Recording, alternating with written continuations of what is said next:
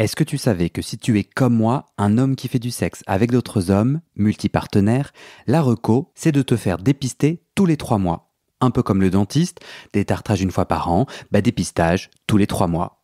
Et ça, même si tu n'as pas beaucoup de partenaires ou que tu fais pas des trucs super olé olé. Plus d'infos sur le site de mon partenaire, sexosafe.fr. Bisous.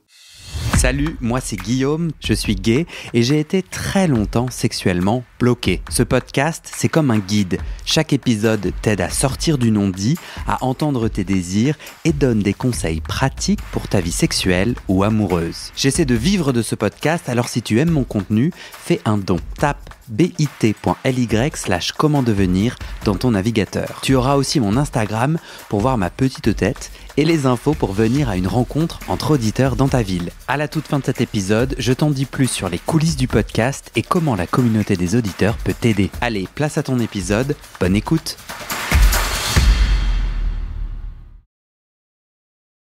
Vous écoutez la seconde partie du témoignage d'Enor. Pour écouter la première partie de ce témoignage, allez à l'épisode précédent. Du coup, on a un pont tout fait. Comment c'est arrivé dans ta vie l'aspect de domination ? Si tu regardes, alors là, je suis en train de faire exactement. J'essaye d'apprendre à poser encore mieux des questions. Donc, premièrement, c'est bien quand elles durent pas 20 minutes. Et deuxièmement, c'est bien quand il y en a pas 3 en une, qui sont en gros mes 2 gros défauts que j'ai identifiés. Donc là, j'allais faire la même erreur en te posant 2 questions à la fois. Ma première question, c'est aujourd'hui, si tu regardes ta sexualité, dans tes rapports sexuels, qu'ils soient fantasmés, masturbation, ou qu'ils soient avec un ou des partenaires, c'est quoi la part de toi en domi ? Je dirais bien 90%. Ok. Et les 10%, c'est une relation plus versatile, c'est une relation, enfin pas versatile pardon, mais sans ce jeu de rôle. C'est ça. Avec qui du coup t'as des relations sans jeu de rôle ? Avec des partenaires réguliers avec qui j'ai plus d'affection, où il y a plus, on va dire, de sentiments, sans pour autant aller sur des sentiments amoureux, mais voilà, comme on va dire des crushs ou autres, pour simplifier. Mais voilà, juste avec des personnes régulières. Comment c'est arrivé dans ta vie ces pratiques hard, ces pratiques domi ? C'est arrivé très tôt pour le coup. C'est-à-dire que c'est arrivé dès, je crois que c'était mon 2e rapport sexuel quand j'avais donc 17 ans, où je suis tombé sur un partenaire qui était donc soumis et qui avait 30 ans, qui avait déjà beaucoup de vécu, beaucoup d'expérience et beaucoup de kink. Et qui en fait m'a initié à ça parce que c'était un milieu qui m'intéressait. J'ai toujours été... Et en fait, j'ai déjà testé pas mal de pratiques, pas loin de toutes. Enfin, je veux dire toutes, il en reste toujours, mais beaucoup. Et il y en a certaines que je n'ai pas aimées, il y en a d'autres où ça m'intéressait pas à la base, mais ça, c'est tout au long de ta sexualité. Voilà, mais du coup, j'ai toujours été ouvert, et en fait, dès le départ, j'ai été ouvert, et donc je me suis dit, autant essayer, et ensuite je me ferai mon idée. Toi, tu dis presque c'est par hasard, c'est-à-dire, dans mon chemin de sexualité, c'est quoi ton intuition ? C'est qu'il y a des gens qui ont des profils, ont des façons de faire du sexe qui correspondent bien au BDSM. Donc hop, ça match quand elles rencontrent ça. Enfin, tu sais ce que je veux dire ? Pourquoi toi ? Pourquoi le domi ? C'est toujours quelque chose qui m'a intéressé dans la sexualité. Mais non, mais comment ça peut t'intéresser ? À quel âge t'as ton premier rapport sexuel ? 17 ans. Du coup, je vais essayer des interprétations parce que je trouve que mes questions sont pas très claires. Est-ce que c'est parce qu'on vit dans un monde, et ça va être, attention, très... et possiblement king shaming, que j'ai pas eu envie de faire, donc tu me retiendras si c'est le cas, mais est-ce que à 17 ans, est-ce que c'est en nous, c'est naturel d'avoir comme ça des désirs qui s'expriment de plein de façons, comme un arc-en-ciel à plein de couleurs, une boule à facettes à plein de facettes, et qu'il y a différentes façons d'exprimer son désir, et que les gens sont plus heureux et plus épanouis quand ils découvrent « Ah tiens, moi, ça fit bien le BDSM, donc ça fait partie de ma sexualité, c'est trop bien ». Ou est-ce que c'est un problème ? C'est-à-dire, c'est une réaction à nos sociétés homophobes. Comme tu grandis, je grandis, on grandit dans une société homophobe, en tant que domi, tu as parlé de contrôle, de puissance. Donc en fait, c'est un rôle où on se sent super bien. Et donc, on l'incarne. Alors tiens, en fait, je vais pas dire on, je vais dire je. Moi, quand j'incarne un rôle de domi, j'ai vraiment l'impression d'être dans un espace de sécurité, de total contrôle, d'être rassuré, et que je le fais en réaction à une société homophobe, des idées homophobes dans ma tête, des peurs. Je me sens beaucoup moins vulnérable quand je suis domi, parce qu'en fait, soit c'est cadré, enfin avec le consentement, on a cadré, identifié des choses. J'ai beaucoup plus un protocole, ou en tout cas un protocole qui me rassure, ou une suite d'éléments sur lesquels on s'est mis d'accord qui me rassure. Donc en fait, c'est pas un on, c'est pas une question, c'est moi. Je suis au fur et à mesure de ce podcast et de mes expériences sexuelles en train de découvrir que c'est très cool. Avec le consentement, c'est très chouette. Moi, j'ai absolument aucun problème avec tout ça. Mais je me suis posé la question, tiens, c'est marrant, qu'est-ce que tu aimes dans la domination? Et pourquoi la domination? C'est parce que j'ai peur, sinon. Et toi? C'est vrai que je pense qu'il y a un peu des deux. C'est-à-dire que il y a la sexualité qui, en effet, est très cool, la question de la domination et tout ça. Mais en effet, il y a aussi une part de problème. Je me suis longtemps posé la question, quand j'étais plus jeune, sur est-ce que c'est pas un problème d'aimer cette sexualité très hard, très par moments même violente, parce qu'il y a certains kinks qui sont, on peut dire, violents. Est-ce que c'est pas un problème? Est-ce que ça peut pas avoir un impact sur mes relations? Ça m'a pris du temps, parce que, par exemple, ça pouvait avoir un impact sur mes relations sentimentales quand j'étais en couple, par exemple. Ça avait un impact, c'est-à-dire que j'avais du mal à associer ce profil, cette jouissance de la relation sexuelle dominatrice avec les sentiments et ce que ça implique, ma vision que j'avais d'une relation sentimentale. Mais au final, je pense que à partir du moment où elle est saine, où la domination n'est pas forcément un problème, en effet, c'est toujours rassurant parce qu'on a le contrôle, parce qu'on a ce pouvoir-là. Pendant longtemps, quand j'avais 17 ans par exemple, c'était très jouissif d'avoir du pouvoir à 17 ans sur un mec qui avait 30 ans, qui avait du vécu, se dire j'arrive à le faire jouir, j'arrive à lui donner du plaisir alors que c'est ma deuxième expérience sexuelle, j'arrive à pratiquer des kinks qui jusqu'alors étaient de l'état du fantasme, j'arrive à faire tout ça. Donc il y a aussi cet aspect-là d'ego, parce que la domination c'est aussi beaucoup de l'ego. Ça flatte son ego, c'est qu'on a du pouvoir, la personne en face de soi a une image de nous qui est par moment c'est de l'idolâtrie, elle nous idolâtre quand on nous appelle maître. Enfin voilà, il y a tout cet aspect-là qui est flatteur.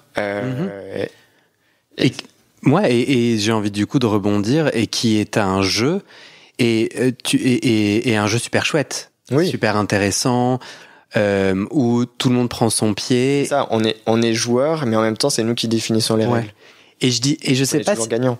Et je sais pas, et je te pose la question, est-ce que tu trouves que vraiment tes pratiques sont violentes? En fait, oui, si tu tapes quelqu'un, si tu fesses quelqu'un, voilà. Moi, j'ai dit dans un précédent épisode, j'ai découvert la fessée. Alors, oui, de l'extérieur, c'est violent dans le sens, il y a utilisation de violence d'une main sur mes fesses ou de ma main sur des fesses. Mais moi, ce que je vois dans le BDSM, c'est que c'est intense. Il n'y a pas de violence. Je parlais d'autres types de pratiques violentes. Du coup, j'ai envie, génial comme pont, j'ai envie, on parle depuis le début de tes désirs de domination, de pratiques hard, mais on n'a pas mis des mots. Et du coup, je suis en train d'inventer tout un tas de trucs dans ma tête. Est-ce que tu veux bien me faire un petit catalogue? Oui. Christapus. Donc il y a la chasteté, il y a aussi ce qu'on appelle le ball busting, c'est tout ce qui va être le travail des couilles avec par exemple les ball stretchers qui permettent d'alourdir, c'est des poids au niveau des testicules qui vont les alourdir, ou même les coups au niveau des testicules. Donc ça fait partie des pratiques qu'on considère comme violente, enfin, en tout cas que moi je considère comme violente. Il y a aussi les coups, les gifles, voire les coups de poing, marcher sur quelqu'un, enfin l'humilier de cette façon-là, comme un paillasson, quoi. Tout ça, c'est ce que j'appellerais plus comme violent, plus qu'une fessée. Où là, fessée, moi je le considère pas comme violent. Je trouve ça plus comme soft demi. Okay. Et justement, c'est... Ah, comment tu me juges? Non, du tout. Tu es en train de me rabaisser en disant que moi, ma fessée, c'est de la merde. Je rigole. Pas du tout. C'est que justement, en fait, la domination, il y a différents degrés. Et que on peut tout à fait être domi en étant soft, comme je dis, avec une fessée ou autre, et avec des dominations plus violentes. Et c'est pour ça que c'est important de partager les pratiques, les limites, pour justement être sur un pied d'égalité, enfin, se mettre au diapason avec son partenaire. Et parce que par exemple, il y a des personnes avec qui je discute qui sont soumises et qui vont me dire oui, moi mes limites c'est tout sauf crade. Mais qu'est-ce que tu entends par crade? Enfin moi crade ça va être la scatophilie où là ça fait partie de mes limites en effet. Mais l'uro, est-ce que tu considères ça comme crade? Et puis est-ce que tout sauf est-ce que tout ça veut dire quoi tout? Tout c'est Non mais t'es pas d'accord qu'en fait il y a un loup dans tout à fait. Enfin, genre en fait c'est pas tout. Non, tout à fait. Souvent, tu peux dire ah ouais, et même nanana, et les gens sont là non. Et dans ces cas-là, oui, voilà, c'est important de dialoguer plus que juste en 2 messages. C'est pas en 2 messages qu'on définit des limites et. T'as 23 ans? Ouais. Du coup, je te pose une question. Bah, moi, j'en ai 36, mec. Et du coup, il y a moyen que j'ai des attentes, enfin, j'ouvre une porte qui soit pas possible à 23 ans, mais après, j'ai pas envie de considérer que parce que t'as 23 ans, tu sais pas, mais t'es peut-être au début. Mais est-ce que tu sais pourquoi t'as cette appétence pour des pratiques plus violentes? Il y a le consentement, tout le monde kiffe. Et je reviens un peu là-dessus. Pourquoi toi? Pourquoi t'aimes ça? Tu t'es demandé et t'as le droit de dire, je sais pas. Hein. Bah, je pense que c'est en effet ce contrôle-là. Et... Non, là, c'est pas le contrôle. Infliger à quelqu'un de la douleur, c'est pas du contrôle, c'est du contrôle plus du sadisme. C'est de la douleur, mais la douleur est contrôlée. C'est que c'est moi qui vais mettre le degré d'intensité sur la douleur que va subir l'autre, que va endurer l'autre. D'accord. C'est parce que un coup, même par exemple pour revenir sur la fessée, il peut y avoir des fessées plus ou moins hard. Il y a des gens qui vont faire la fessée jusqu'au sang, par exemple. Et pourtant, ça reste une fessée. Donc, il y a toujours cette question-là de degré. Et ça t'excite? C'est-à-dire d'avoir le contrôle? De maîtriser ça, oui. Mais est-ce que tu as déjà ressenti le contrôle dans les 10%? Donc, tu m'as dit si on devait brosser un portrait sur 100, ta sexualité est à 98, 95, je me rappelle plus, domi. Et le reste... 5-10, pas domi. Et tu me disais, dans mon pas domi, c'est avec des gens avec qui j'ai plus d'affection, des réguliers. Est-ce que dans ces rapports, est-ce que tu identifies du contrôle? Ce plaisir du contrôle, tu pourrais le trouver aussi dans ce sans domi? C'est plus forcément du contrôle, c'est plus de être actif dans le sens, non pas actif la position, mais actif dans le sens, c'est toujours moi qui donne. C'est-à-dire... c'est par exemple typiquement être au-dessus du partenaire pour contrôler, c'est moi qui vais donner les coups de rein, c'est moi qui vais donner le plaisir. C'est aussi ça plus que recevoir. Au final, c'est pas forcément quelque chose, même en étant demi, c'est pas forcément quelque chose qui m'intéresse de juste recevoir et basta, juste pour mon plaisir perso. Je suis plus dans l'état d'esprit de donner du plaisir par la domination ou non. Donc à 10%, c'est sans forcément domination en sens des kinks ultra... Alors si tu me donnes du plaisir, tu es soumis à ma validation. J'ai toujours trouvé que cette dynamique était intéressante, c'est que dans ton plaisir, dans ton envie et ta joie à donner du plaisir, en tant que domi ou pas, tes yeux, ton énergie et ton élan est rivé sur l'autre pour savoir s'il est en train de te donner le pouce vers le haut en mode tu es en train de me donner plaisir pour que toi tu le ressentes. C'est ça. Donc dans cette affaire-là, c'est plutôt lui qui domine. Peut-être, mais c'est justement aussi intéressant, c'est ça aussi que j'aime bien dans les relations domi-soumis, c'est que par rapport au vanilla sex, comme on appelle ça, c'est qu'il y a tout cet échange-là et cette ambiguïté-là des rapports. c'est que, par exemple, même en étant domi, par exemple, je vais aimer que le soumis prenne des initiatives, qu'il soit soumis, mais pas passif. À nouveau, pas la position, mais dans le rapport inactif. Inactif et à devoir tout recevoir et tout subir. J'aime aussi cette prise d'initiative-là, tout en restant dans le cadre du jeu de rôle domi-soumis, mais décider de changer de position, prendre ma main et la mettre sur sa gorge. C'est des petits trucs, mais c'est quelque chose qui, sans pour autant que je devienne soumis, vont m'intéresser. De toutes ces pratiques, donc tu as commencé un peu à les lister, en ce moment, c'est lesquelles qui sont les plus excitantes pour toi ? Je dirais la chasteté. C'est toujours un truc qui m'a plu, parce qu'il y a toujours à nouveau cette question de domination et de le soumis nécessite l'approbation et l'aval du domi. Pour avoir les clés, pour pouvoir jouir, pour tout ça. Donc la chasteté, c'est une espèce de boule en fer, en plastique. En tout cas, on trouve une façon pour, sur son sexe au repos, l'enfermer avec une clé ou pas, empêchant l'érection. Empêchant l'érection. Mais pas l'urination. Pas du tout. L'urinage. La miction. Ah ouais ? C'est comme ça qu'on dit. Miction, c'est le terme scientifique, oui. Ça rigole pas. Attends, j'allais te demander dans quel domaine tu étudies, mais je pense que tu devrais pas le dire pour pas être reconnu. Mais tu me le diras hors antenne. Ok, merci. Et toi, aujourd'hui, est-ce qu'il y a des gens qui sont sous cage avec toi ? Oui. Combien ? Dont je possède les clés, il doit y en avoir 3-4.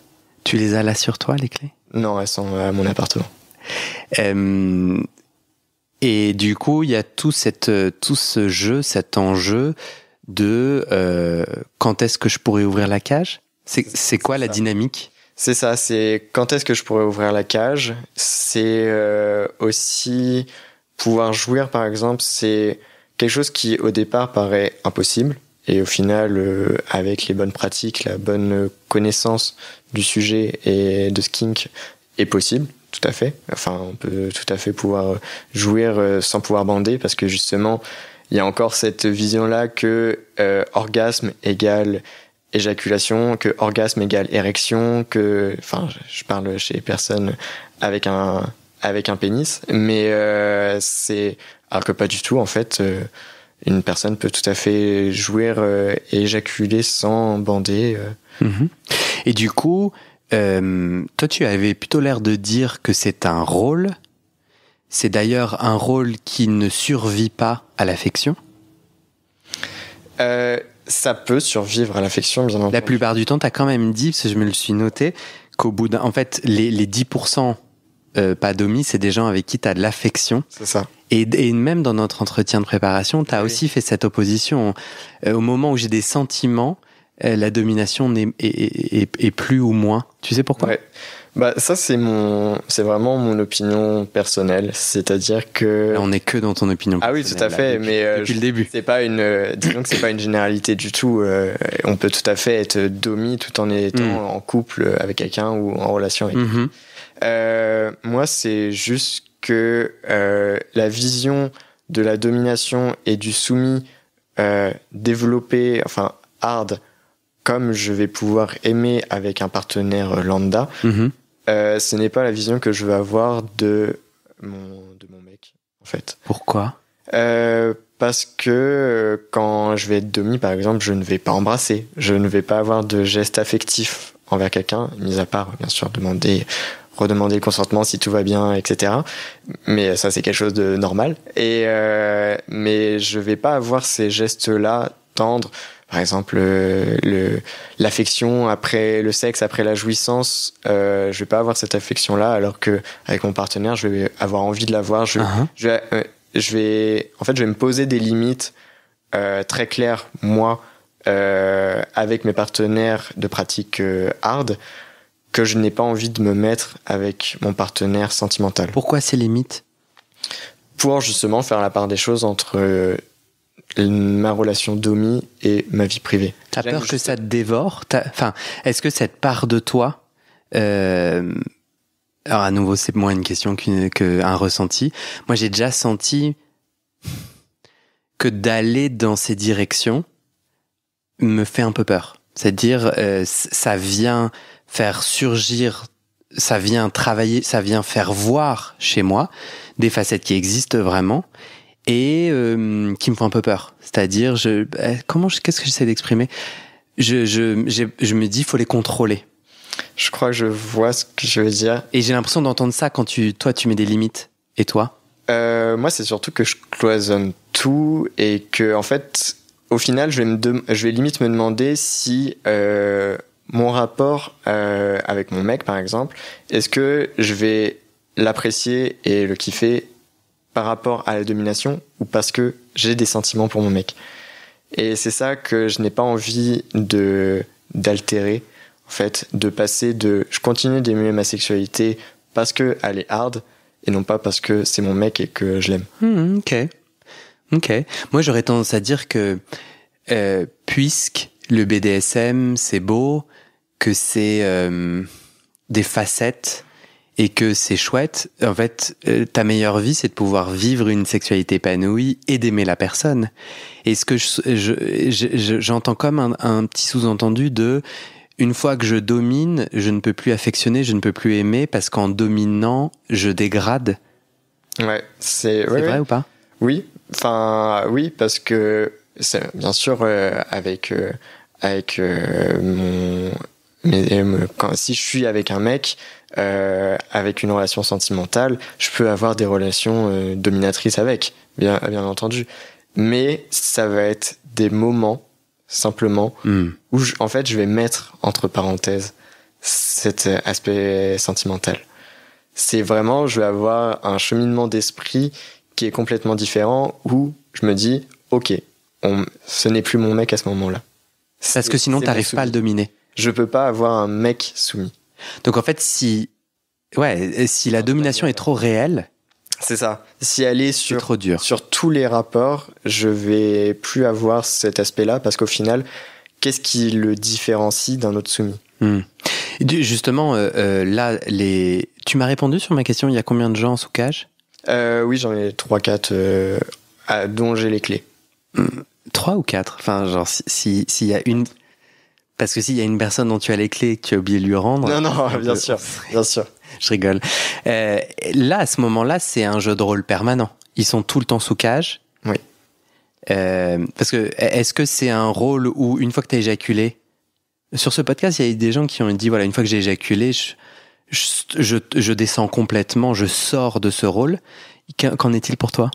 Pas du tout. Pour le coup, pas du tout. Je pense qu'il y a deux raisons à cela. C'est que d'une part, il y a la raison, comme on a pu dire avant, c'est que je suis plus dans l'état d'esprit de donner du plaisir que juste moi recevoir.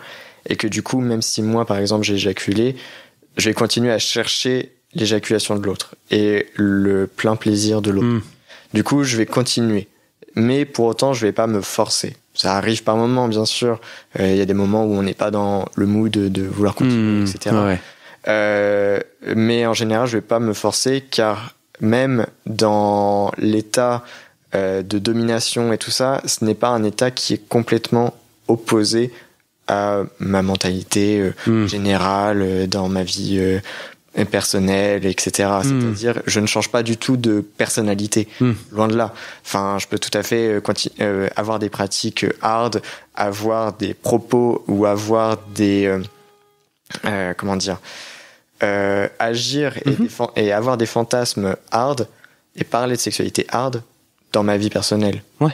Mais du coup, comme ces gens sont sous cage et que du coup dans ta ville actuelle, si je t'ai bien écouté, ils sont pas dans ta ville actuelle. Non, ils sont. Il y en avait un avant qui était dans ma ville actuelle, mais plus maintenant. Du coup, c'est quoi une relation demi-soumis avec cage de chasteté quand on peut pas se voir? Vous échangez. Est-ce que tu peux me donner des exemples concrets? On est sur WhatsApp et on dit coucou, je suis en cage. Et toi, tu dis oui. C'est que ça va être souvent, ça commence sur Twitter où la personne va me montrer ce qu'on appelle des cage check. C'est me montrer sa cage chaque jour pour me montrer qu'il continue de porter sa cage. Est-ce qu'il a quand même un double des clés? Ça dépend. Il y en a certains qui m'envoient les deux jeux de clés. J'en ai un par exemple où moi j'ai un jeu de clés et son mec a l'autre jeu de clés. Donc il y a tout cet aspect-là. Certains gardent un jeu de clés au cas où parce que bien sûr il peut y avoir une urgence médicale ou autre qui nécessite d'avoir les clés rapidement et donc. On peut prendre soin de sa santé et de se nettoyer avec une cage? Bien sûr. Okay. Il y a certaines cages qui sont pas adaptées à ça. Malheureusement, il y a certaines cages qui sont plus grand public, on va dire, et qui sont les moins chères, qui sont pas idéales pour un port permanent.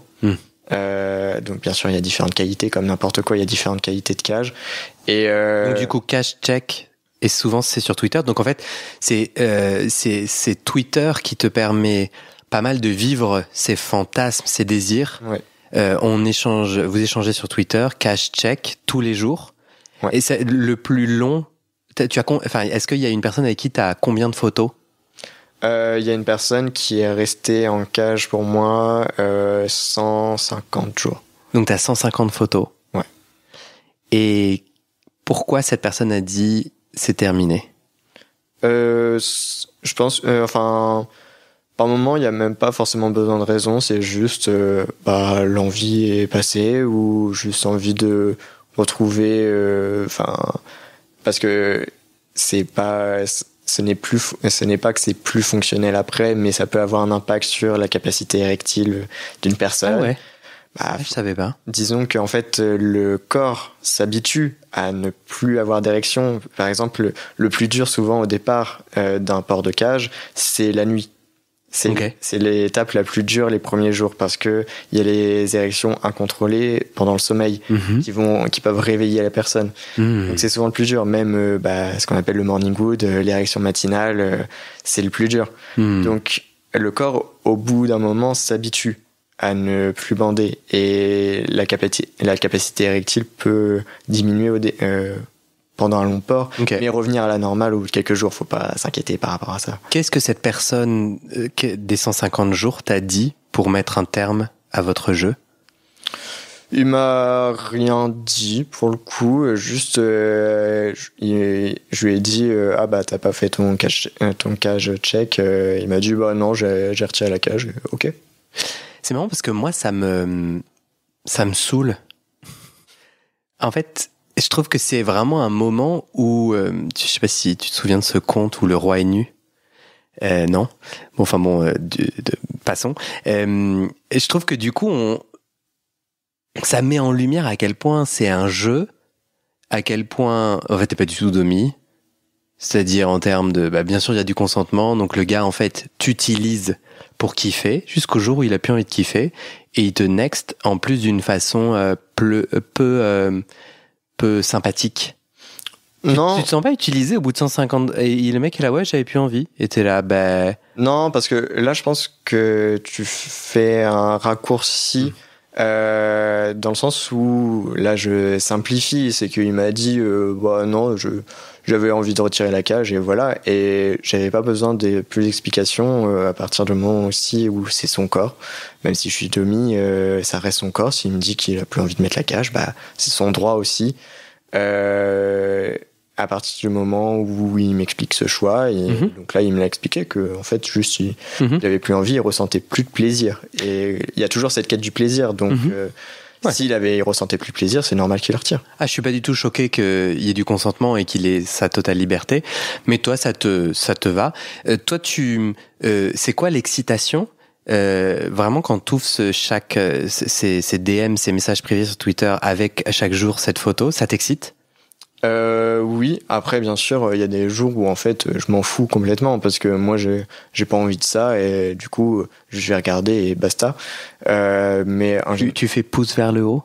Comment il sait que t'as vu, que le check est fait? Il va avoir l'accusé de réception, mais c'est tout quoi.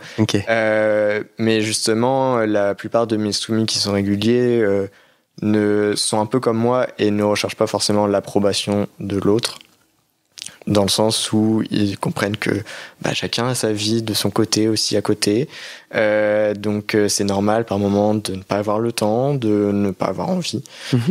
Et donc tout ça c'est important. Et comment dire? Donc ton kiff de cage de chasteté à distance, c'est des messages, des photos. Et il y a d'autres, enfin, est-ce qu'il y a d'autres messages où vous échangez des choses, où il y a Oui, bien sûr, il y a des visios? Il y a d'autres interactions. Il y en a certains avec qui je fais des visios ou avec qui je vais les entraîner, on va dire, à justement atteindre, comme je disais, cet état d'éjaculation malgré la cage. Bah raconte, on fait comment? Soit Petit tuto par de la stimulation prostatique. Stimulation? Ouais. Ok. Stimulation J'ai entendu simulation. Ah pardon. Je me suis dit. Stimulation prostatique. Mhm. Avec God, Vibro, etc. Ou même une des méthodes les plus simples et les plus rapides, c'est la stimulation par des vibrations. Un vibro en fait au niveau de la cage qui va permettre de faire vibrer tout, y compris plus vers l'intérieur. Et également chez la plupart, c'est la stimulation au niveau des testicules, donc avec étonnamment des petites claques au niveau des testicules. Avec un degré plus ou moins important bien sûr la sensibilité, mais souvent ça, même des personnes qui n'aiment pas donc le ball busting, ça fait partie du ball busting et du ball busting, c'est de l'anglais B-A-2-L busting. Ouais. Ok, c'est éclatage, éclatage de boules. c'est ça. Donc ça sonne un peu moins bien en français. C'est ça, c'est que ça a tout de suite une idée, une image, ça nous donne une image assez violente, mais ça peut être des petites claps, juste faire rebondir quoi. C'est pas forcément des coups de pied ou des coups de poing dedans. Et toi, tu te masturbes pendant ce temps-là, c'est-à-dire ton plaisir à toi, c'est de la masturbation. C'est ça. Masturbation, oui. Oui, à la main ou avec des sextoys, enfin style flashlight ou autre. Flashlight? Ah si, j'ai vu ça sur Twitter. Vaginette, enfin en français c'est vaginette mais c'est pas très beau. Ok, c'est pareil. Flashlight, c'est une espèce de tube qui avec à l'intérieur une sorte de caoutchouc qui donne le sentiment d'une muqueuse. C'est une sorte de silicone en fait. Il y a 1000 pubs sur Twitter pour ça, non? Sur les Twitter porno. Ouais, moi j'utilise C'est moi qui suis ciblé par... je suis là, non mais les gars, je ne veux pas acheter votre flashlight, va-t'en. Mais en fait, il y en a qui sont pourris ou qu'on voit partout sur Twitter, en effet, par des comptes qui ne font que partager ça. Mais il y en a d'autres qui sont de très bonne qualité, étonnamment. Que tu conseilles vivement. Oui, Tenga, ils sont très bien. Qu'est-ce que Twitter t'apporte? Est-ce qu'on a fait le tour de Twitter? Et c'est marrant parce que tu parlais de la question de l'ego, qu'en tant que demi c'est ton ego. Bon, j'imagine être suivi par 20 000 personnes. Kiff ou pas kiff? Bah non, parce que personne peut le savoir que c'est toi. Ou toi t'es dans ta chambre et tu te fais des petites danses de la victoire. Je suis suivi par 20 000 personnes. Non, en vrai je kiffe dans le sens où ça me fait plaisir parce que bien sûr il y a toujours, je me dis c'est que mon contenu plaît. Donc, à nouveau, cette question de l'ego. Mais en même temps, je m'en fiche, je suis pas dans la recherche du nombre. Sinon, par exemple, j'aurais fait une plateforme style OnlyFans, je ferais du contenu tous les jours. Là, je fais du contenu quand ça me plaît. Et donc, du coup, en fait, que j'ai plus ou moins de retweets, que j'ai plus ou moins d'abonnés, je m'en fiche. Je recherche pas ça. Qu'est-ce qui t'empêche de passer sur du OnlyFans? C'est-à-dire de créer du contenu quand t'en as envie et d'être rémunéré pour ça? C'est que ça va au-delà, en fait, de ce que tu cherches, non? Ça va au-delà et également, c'est une question de... Je considère que je fais pas du contenu assez régulier ou je pourrais faire du contenu OnlyFans, juste du contenu solo et tout ça, mais ça correspond pas à moi, par exemple, ce que je rechercherais sur un profil OnlyFans pour lequel je paierais, parce que OnlyFans c'est payant, il y a des OnlyFans gratuits, mais c'est pas le but dans ces cas-là, je reste sur Twitter. Mais c'est pas ce que je rechercherais. C'est pas ton kiff, en fait. C'est ça. Donc en fait, je me vois mal proposer ça et mettre en avant ça, où justement OnlyFans, cette fois-ci, il y a la question de rechercher des souscriptions, rechercher de l'approbation et rechercher des clients au final. Et c'est pas du tout à ça que j'ai envie de m'investir.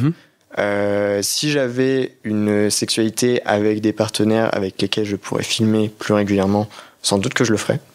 En tout cas, toi, t'as un kiff d'exhibitionnisme, parce qu'en vrai, tu peux faire toutes tes pratiques hard en passant par des réseaux de rencontres, en prenant tes photos et en faisant un WhatsApp groupe avec tes potes, quoi. Là, il y a quand même un enjeu d'être vu. Ça t'excite, mais Mais du coup, le OnlyFans n'apporte rien parce que argent ou pas argent, toi, ce qui t'excite, c'est d'être vu. C'est ça, et c'est vraiment l'interaction. C'est que, par exemple, quand tu parlais de la cage de chasteté avec ce mec là qui est resté 150 jours, en fait, ça me dérangeait pas de le perdre, entre guillemets, de ne plus avoir ce soumis-là, dans le sens où c'est pas le seul. C'est qu'au final, Twitter permet une interaction et une sexualité facile et interactive avec plein de personnes, et qu'en fait, s'il y en a un qui est pas dispo, j'en ai toujours un autre sous la main, quoi. Du coup, t'es jamais seul. Ouais. C'est un peu ma question sur l'ego. C'est que est-ce que du coup, on manque de confiance en nous? Et c'est pour ça, parce que là, ce que tu m'exprimes, c'est et je l'ai déjà senti. C'est marrant parce que je me suis déjà entendu me dire, je me suis fait ghoster sur Grindr. Non, mais en fait, je suis en train de parler à d'autres mecs, c'est bon, avec un peu ce truc un peu désaligné il y a tellement de possibilités que ça me rassure, et j'ai vraiment senti au fond de moi que j'avais peur d'être seul, ce soir-là. Est-ce que ça t'est déjà arrivé, toi? Je pense que ça m'est déjà arrivé. Après, c'est pas une question d'être rassuré. En tout cas, pour moi, c'est pas une question de j'ai besoin d'être rassuré. C'est juste que ça occupe mon temps.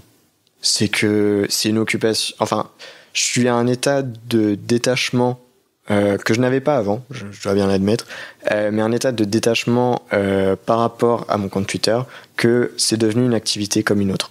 C'est que au lieu de me morfondre devant Netflix, par exemple, je vais être sur Twitter, je vais interagir avec des gens pour parler de sexualité, mais en fait, j'interagis avec eux comme si j'interagissais avec mes potes. Dans le sens où juste je vais discuter avec eux, et il y a quoi, ouais, enfin, il y a des moments tu te masturbes pas et tu dis coucou Jean-Paul, pas, et puis juste je vais aimer cette alors, coucou Jean-Paul, t'as vu cette vidéo? Non, c'est où je vais plus chercher à donner du plaisir à nouveau sans pour autant moi me mettre en jeu.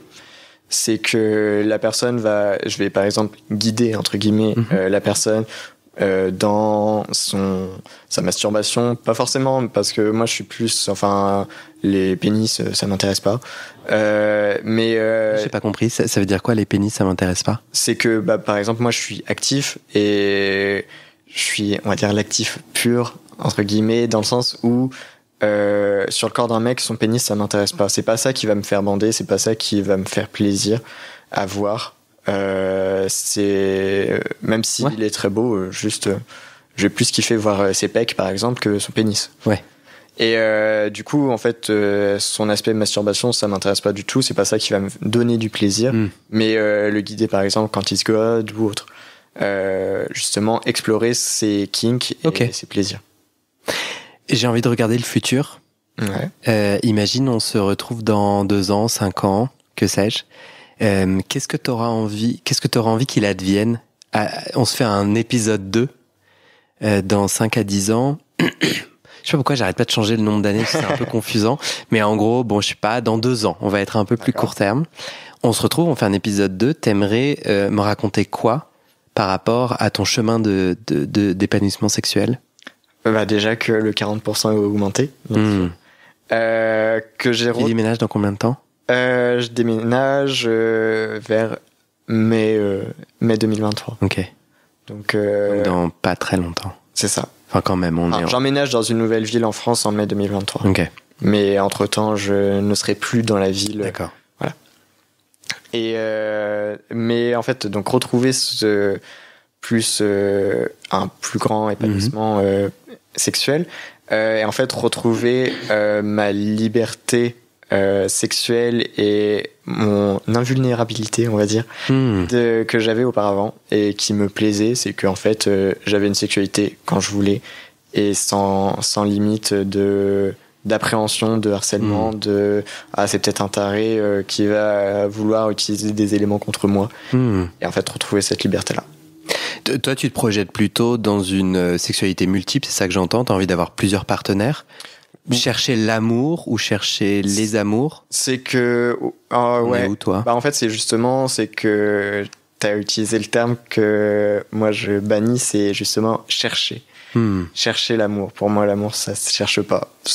On tombe dessus. Donc... on peut en avoir envie ou pas. Ma question, c'est est-ce que t'en aurais envie? Justement, moi, j'ai pas forcément envie, dans le sens où si ça me tombe dessus, que moi je considère que j'ai envie avec cette personne-là, ok, mais je vais jamais être, en tout cas pour l'instant ça m'est jamais arrivé, d'être dans l'état d'esprit, ok, j'ai envie de me mettre en couple. Ouais, t'as pas envie de ça. Et donc j'attends de voir. Il faut que je trouve le partenaire avec qui me mettre en couple. Alors, toi, t'as un enjeu à notre prochain épisode qu'on discutera peut-être un jour, qui est aussi si je tombe amoureux, ma facette BDSM Domi passe à la trappe. Pas forcément. Là, C'est ce que t'as dit. Oui, tout à fait. Mais en fait, j'ai eu assez peu de relations sentimentales. Et pour le coup, il y a eu des problèmes dans ces relations sentimentales qui étaient de ma faute, en fait, qui dans le sens où j'étais pas assez mature à l'époque d'un point de vue sentimental. Et donc, justement, j'espère acquérir cette maturité. Mais la maturité, ça s'obtient aussi par les expériences, en tout cas sur ce domaine-là. Donc, j'attends de voir. Bien sûr, j'espère trouver un juste équilibre avec le bon partenaire sur le ou la bonne partenaire sur ma sexualité dominante et l'aspect sentimental. Du coup, j'allais dire merci beaucoup, fin de l'épisode, mais là tu viens de rajouter une thématique qu'on a complètement invisibilisée, peut-être invisibilisée depuis le début. Est-ce qu'on prend un instant pour en parler ensemble? Donc le ou la partenaire, toi tu t'identifies de quelle orientation sexuelle? Bisexuel. Est-ce que ce sont mes questions qui ont fait que tu n'en as pas du tout parlé? Ou pourquoi tu n'en as pas parlé? Non, c'est que, question de la sexualité, en fait, je suis bisexuel. On pourrait même dire pan, même si j'ai jamais eu de relation sentimentale ou sexuelle avec des personnes transsexuelles. Transgenre, excuse-moi. Comment dire? L'aspect de la sexualité, en fait, moi je considère que la sexualité, bien sûr, c'est un spectre comme le genre. Je considère que c'est un spectre et donc mon curseur de bisexualité peut varier selon les moments, selon mes envies. Mais justement, est-ce que pendant tout ce temps de harcèlement sur une application d'hommes, ouais. Est-ce que tu as pu aller à la rencontre, est-ce que ta bisexualité te permet du coup d'aller avoir du sexe avec des filles, des femmes? Comment ça marche pour toi? Ça a été une période où je me suis beaucoup plus tourné vers le genre féminin que je n'avais l'habitude. Où en fait, ma bisexualité, je me considère en général à 70% les mecs, donc 30% les filles. Donc là, je me suis plus tourné vers les femmes. Mais c'est vrai que j'ai pas la même sexualité avec les femmes qu'avec les hommes. J'aborde beaucoup moins la sexualité hard avec les femmes. Pour le coup, même, je pourrais dire que je n'ai jamais eu de sexualité hard avec des femmes, alors que, comme je disais, c'est 90% de ma sexualité avec les hommes. Tu sais pourquoi? Je pense que c'est aussi cette question de la société hétéronormée qui est très vanilla sexe et tout ça, même si ça a tendance à plus se démocratiser maintenant quand je vois mes partenaires, quand je vois mes amis, mon entourage hétéro qui est plus qui est dans la relation, dans les sexualités hard. J'ai un peu envie de gratter cette réponse quand même, parce que c'est pas vrai. Je pense que il existe de nombreuses femmes qui ont des kinks et avec qui tu pourrais kinker. Tout à fait, mais je les ai jamais rencontrés. C'est tout. Tu les as jamais cherchés, peut-être. Peut-être. En fait, si j'ai envie de faire des gros ponts à l'emporte-pièce, est-ce qu'on pourrait dire homophobie internalisée, c'est-à-dire peut-être. Il y a une, tu vois ce que je veux dire? Je trouve que là c'est tellement flagrant qu'il y ait parce que moi j'aurais envie de dire si le BDSM c'est chouette et qu'on kiffe, en fait je n'ai pas parlé en ton nom et moi-même je suis pas bisexuel, donc c'est à toi de me raconter, mais moi je projeterais sur toi la capacité de vivre cette joie du BDSM quel que soit le genre. C'est que en fait avec les femmes je suis plus à en termes de sexualité, je cherche moins la sexualité avec les femmes, je cherche plus le sentimental. Contrairement aux relations avec les hommes. Et du coup, c'est pour ça que je parle toujours de spectre dans la sexualité. Alors que tu disais tout à l'heure que ne pas chercher. Mais donc tu sais chercher parfois quand tu veux. Pourquoi ne pas chercher les sentiments? En effet, j'ai peut-être utilisé le mauvais mot. Ah non, en fait... Mais enfin, tu vois, tu découvriras ça sur la suite et tout, mais je crois que je te pose à toi les questions et que je me pose moi. Je me dis, pourquoi? Et c'est vrai que du coup, si jamais le BDSM ne s'exprime pas avec le genre féminin, pourquoi? Ça, j'avoue que je ne saurais pas dire. On en parlera au prochain épisode, si tu acceptes. Je te souhaite plein de bonnes choses et merci. Merci beaucoup. C'était vraiment cool. C'est gentil, merci.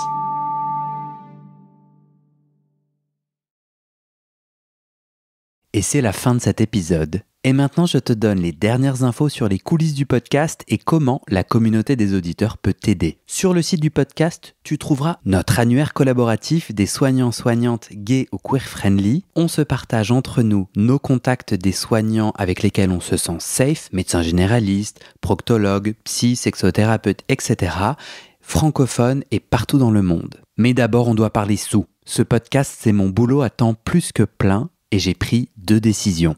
Première décision, je ne veux pas rendre le podcast payant. Je veux qu'il reste accessible. Deuxième décision, je ne veux pas non plus de sponsors commerciaux. Vous vendre du lubrifiant ou des godes que j'utilise pas, non merci. Je limite mes sponsors à des assos ou aux services publics dont je porte déjà les messages de santé, mais bon, ça réduit beaucoup mes possibilités financières. Donc je dépends de vous, mes petits auditorices. Depuis 1 an, je cherche 400 auditeurs, auditrices qui peuvent me donner 5 € par mois pour que ça me fasse un gros SMIC, une sécurité financière minimum. Le pari est risqué, demander des sous pour un podcast gratuit dans une culture francophone qui n'a, il faut le dire, pas l'habitude de soutenir ses créatrices de contenu, c'est pas facile. On est 180 sur les 400. Je galère à faire décoller tout ça, alors si tu aimes mon contenu et que peut-être même ça t'aide, rejoins les 400 maintenant. Direction le site du podcast, tu vas pouvoir donner via ma plateforme de dons ou en direct avec mon RIB par mois ou en une fois pour un soutien annuel. D'ailleurs sur 1 an, ça fait 60 €, en gros le prix d'une séance de psy d'1 heure. Tu n'as pas de sous, t'inquiète, je comprends, alors clique tout de suite sur s'abonner dans ta plateforme d'écoute, active les notifications pour recevoir le titre de l'épisode dès sa publication et mets 5 étoiles et un commentaire sur la page du podcast sur Spotify et Apple Podcast. Ces petites actions, ça pousse l'algorithme à proposer le podcast à plus de gens et ça m'aide à trouver des témoignages et des donatrices. Bon, maintenant, faut que je te parle de ce qui se trame derrière le podcast avec notre belle communauté des auditeurs. Sur le site du podcast, tu trouveras aussi mes réseaux sociaux et ma communauté WhatsApp. Je te montre ma petite tête, je te raconte les coulisses du podcast. Souvent, je pose des questions pour des futurs épisodes, je demande de l'aide ou toi. Tu peux aussi m'envoyer des messages, par exemple des messages d'amour pour me motiver, ça me fait très plaisir. Tu trouveras aussi sur ce site la communauté Discord du podcast. C'est là où les auditeurs peuvent parler entre eux, peuvent parler des épisodes, de culture et aussi de sexe et de leurs sujets intimes. Sur le site, c'est aussi là que tu trouveras les infos pour organiser ou rejoindre une rencontre entre auditeurs ou un enregistrement live du podcast. Dans la communauté WhatsApp, il y a un groupe par ville. Des auditeurs y proposent des rencontres ou si je passe dans cette ville, moi je te mets un petit message, un petit coucou et on se voit. Et enfin, sur le site du podcast, tu trouveras le petit formulaire pour proposer ton témoignage. Comme je veux faire entendre la diversité de nos voix queer, en ce moment, je cherche particulièrement des jeunes qui ont entre 18 et 25 ans, ou au contraire, des hommes queer plus âgés, au-dessus de 60 ans. Je cherche aussi des hommes trans et queer, des hommes queer asexuels ou aromantiques, des hommes queer kinky, par exemple Puppy Handler, ou le kink des odeurs, et plus généralement, des hommes queer qui se sentent aujourd'hui très épanouis sexuellement et qui peuvent nous raconter ça. Mais bon, si tu ne corresponds à aucune de ces catégories, viens quand même proposer ton témoignage et sache que 90% des personnes que tu entends sur ce podcast m'ont dit avant ça « Oh, tu sais, je sais pas bien parler » ou « Moi, je pense que j'ai pas grand-chose à dire ». Donc, si tu sens l'envie de témoigner mais que tu doutes, c'est normal, viens, on s'en parle. Alors, va sur le site du podcast, tu tapes dans ton navigateur bit, c'est bit sans e.ly/comment devenir. Merci à toi et à très bientôt dans tes oreilles.